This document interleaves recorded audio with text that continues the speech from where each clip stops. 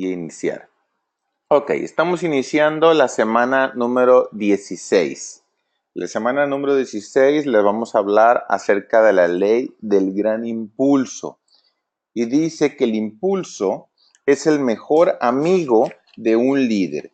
¿Qué es lo que vamos a aprender esta semana? Bueno, pues se necesita de un líder para crear impulso o para crear ímpetu.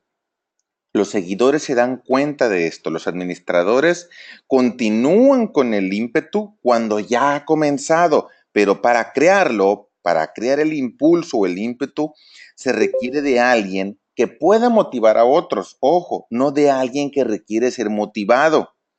De hecho, Harry Truman dijo en una ocasión, si no puedes aguantar el calor, sal de la cocina.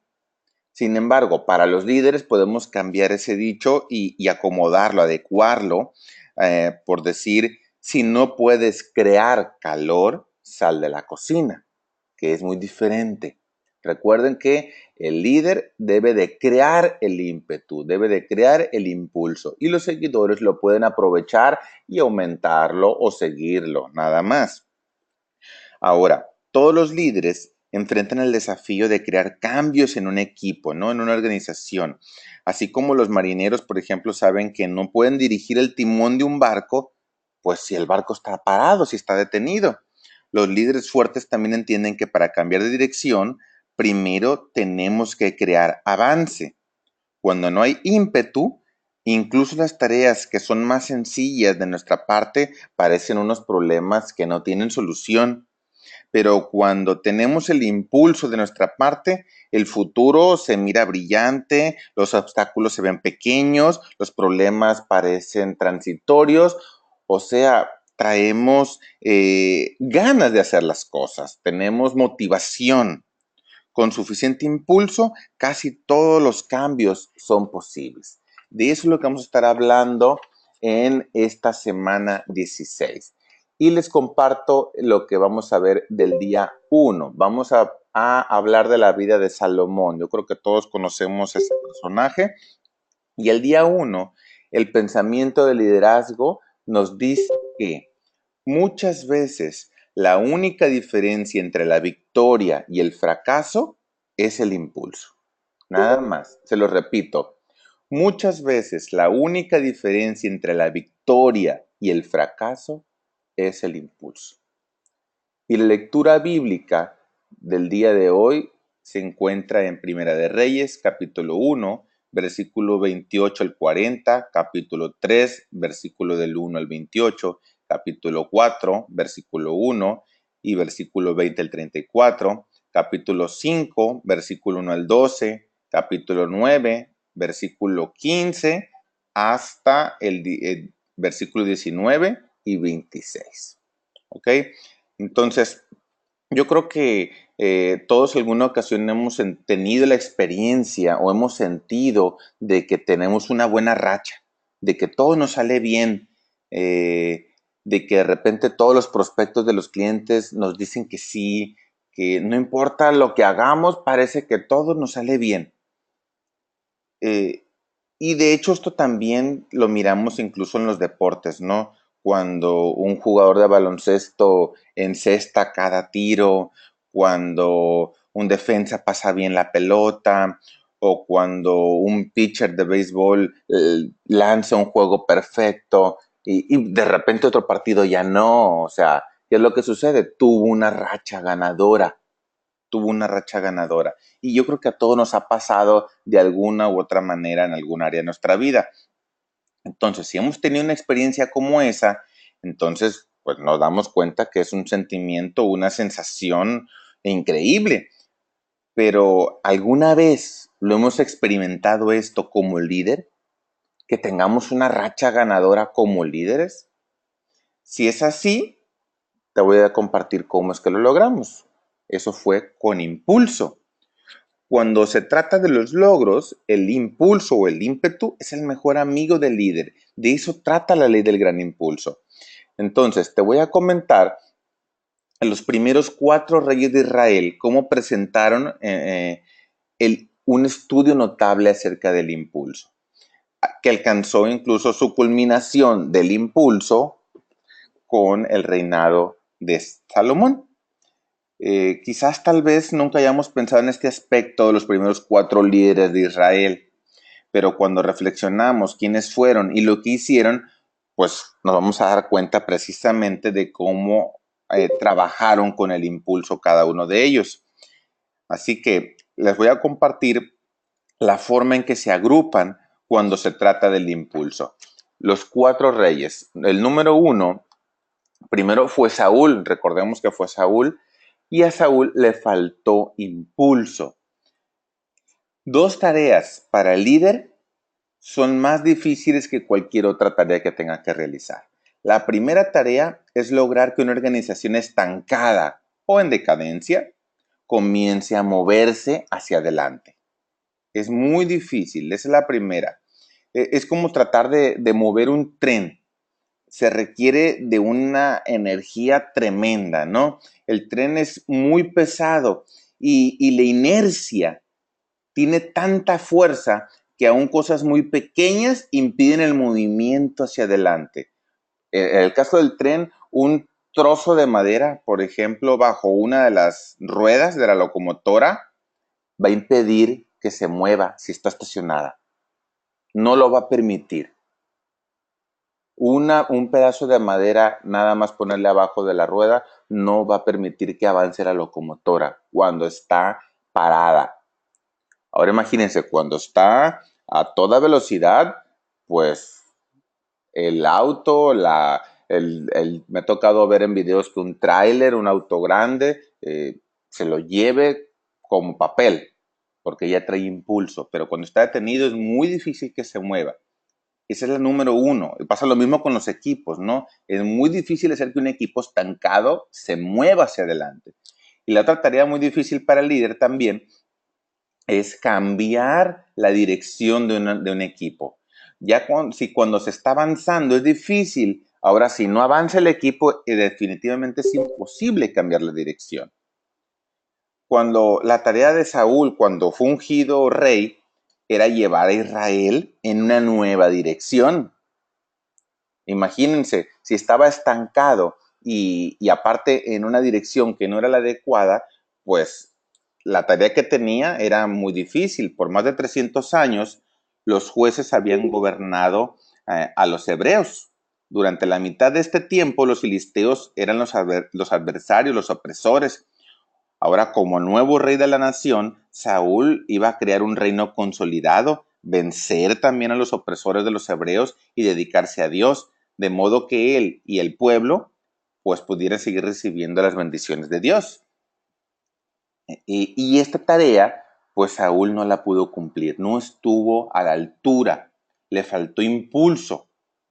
Debido a la debilidad del carácter que tenía Saúl, a su egoísmo, a las motivaciones inadecuadas, fue incapaz de crear el impulso. Aun cuando Dios lo bendijo y le dio victorias, por ejemplo, como lo hizo en Jabes de Galat, que eso lo menciona en 1 Samuel capítulo 11, versículo del 1 al 11, Saúl despilfarró la oportunidad y la saboteó con la desobediencia de él. Crear un reino era una tarea difícil y requería un gran líder, pero uno que creara el ímpetu. Si él no estaba para motivar a otros, pues si él no tenía motivación, mucho menos iba a motivar a otros. Y no lo pudo hacer. Al final, Saúl solamente fue un falsificador de impulso. ¿Ok? Entonces, si nosotros nos falta el ímpetu para hacer las cosas no se van a hacer. Ni siquiera vamos a lograr que otras personas trabajen con nosotros. No vamos a lograr que otras personas logren sus metas. Hay algunas personas que cuando hay la motivación adecuada avanzan. Pero si nosotros queremos ser líderes, nosotros somos los que ocupamos crear motivación. Eso es el primer ejemplo del número 1, ¿no? De los 4 tipos de reyes. Te comparto el segundo. David creó impulso. Ese fue el segundo rey. Él ya fue un creador de ímpetu. Incluso antes de ser rey, recordemos que él tenía la habilidad de crear impulso, por ejemplo, cuando derrotó a Goliat, cuando estuvo exiliado, pasó el tiempo edificando el ímpetu, capitalizó las victorias, consolidó su ejército, cultivó también su carácter. Así que, ¿qué es lo que pasó? Empezó a crear impulso desde joven, desde muy pequeño, para que cuando ascendió al trono ya era un líder poderoso, capaz de mover la nación en el sentido que necesitaba avanzar. O sea, creó el impulso, creó el ímpetu y logró hacer que la locomotora se moviera hacia adelante. Y no nada más hacia adelante, sino que cambiar el rumbo, la dirección hacia donde Dios quería que el pueblo avanzara. Lo logró porque tuvo un ímpetu muy grande, David. ¿Ok? Entonces, hasta el momento, ¿cómo estamos siendo nosotros? ¿Estamos siendo más como Saúl o estamos siendo más como David? ¿Ok? Hasta el momento. Punto número 3. El tercer rey fue Salomón, el hijo de David, y Salomón aumentó el impulso. Imagínense, Salomón cuando comenzó su reinado ya tenía riqueza y sabiduría, ¿no? Eh, su mejor amigo fue el impulso de su padre David, pero lo aprovechó. Bien pudo haberlo detenido, cambiar el rumbo, sin embargo, él lo aprovechó, aumentó ese impulso. David había creado durante su reinado un gran impulso y fue un legado increíble para su hijo Salomón. Israel fue conocido como una fuerza militar de mucha importancia y su rey tenía el respeto de otros reyes. El pueblo había visto a un rey que amaba a Dios y tenía en su corazón la justicia. Además, también David había acumulado riquezas y materiales para la edificación del templo. Bueno, entonces Salomón tomó a cargo pues un buen reino y lo convirtió en un gran reino, que ya es diferente. Estableció una administración impresionante que se apoyaba en los talentos de 12 gobernadores. Hizo numerosas alianzas con potencias vecinas, aseguró rutas comerciales y navieras que convirtieron a Israel en la encrucijada del mundo. Se comprometió también en una campaña de grandes construcciones que convirtió a Jerusalén en una maravilla. Entre los proyectos de Salomón estaban el Templo de Jerusalén, un palacio nuevo, la Casa del Bosque del Líbano, un pórtico de columnas, el pórtico del juicio y muchísimas fortificaciones para defender la ciudad, ¿no? Y además acumuló una riqueza increíble. Bueno, para resumir, el reinado de Salomón menciona la Biblia que dice, excedió el rey Salomón a todos los reyes de la tierra en riqueza y en sabiduría. Y todos los reyes de la tierra procuraban ver el rostro de Salomón para oír la sabiduría que Dios le había dado. Esto dice Segunda de Crónicas, capítulo 9, versículos 22 y 23. Así que Salomón tomó el ímpetu de su padre David, lo que él le dejó, y creó la nación más poderosa y próspera del mundo. Nadie había visto algo similar antes y nadie lo vería después. Así que fíjense cómo a Saúl primero no tuvo impulso, llega David y lo forma el impulso y luego llega Salomón y aumenta ese impulso. Entonces fíjense la importancia de ir aprovechando todo esto, de generarlo y de aumentarlo. Sin embargo, el cuarto rey, que fue Roboam, el hijo de Salomón, llega y frena el impulso. Digo, yo creo que alguna vez nos ha tocado conocer cómo alguna persona empieza a trabajar con su fortuna, logra una gran fortuna, llega el hijo, aumenta esa gran fortuna y llega el nieto y se acaba todo. Es algo que se ha visto desde hace cientos y miles de años, por ejemplo, aquí como nos los está enseñando eh, este devocional, y les voy a compartir ahorita qué fue precisamente lo que hizo Roboam a través de este impulso, ¿no? ¿Qué fue lo que pasó? Todo lo que Salomón había logrado en el curso de 40 años de reinado, pues fue destruido en cuestión de días, nada más por Roboam, que era hijo precisamente de Salomón, ¿no? Los proyectos de Salomón habían requerido de impuestos sobre la población. Y la población pues ya deseaba un descanso, ¿no? Deseaba un alivio. Cuando Jeroboam y los demás líderes de Israel fueron ya a ver a Roboam, le prometieron lealtad si les aliviaba un poco la carga de los impuestos, que le bajara un poquito.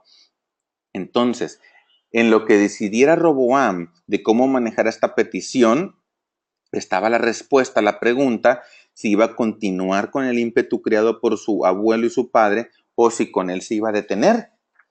Entonces, los hombres que habían pasado la vida en presencia del sabio Salomón reconocieron la oportunidad que tenía Roboam, le aconsejaron.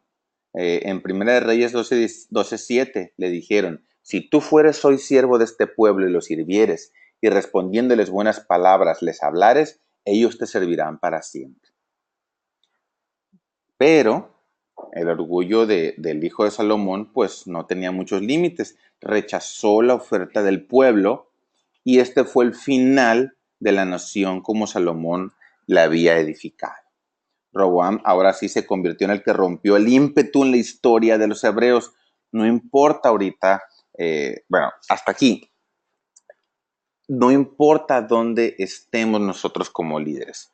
Si estamos iniciando una organización desde cero o si estamos fortaleciendo una organización que ya ha crecido, si estamos siguiendo un gran líder o si el impulso puede hacer prosperar o quebrar tu equipo de trabajo, hay que aprender a usarlo para nuestra ventaja. Y si lo aprendemos a usar en ventaja, lo vamos a poder llevar a nuestra gente a donde se requiera que vaya. ¿Ok? Entonces, con esto terminamos el día de hoy. Nada más te dejo la pregunta de reflexión que dice, ¿cómo está afectando el impulso tu progreso? Te lo repito, ¿cómo está afectando el impulso tu progreso? ¿Ok? Con esto cerramos el día de hoy.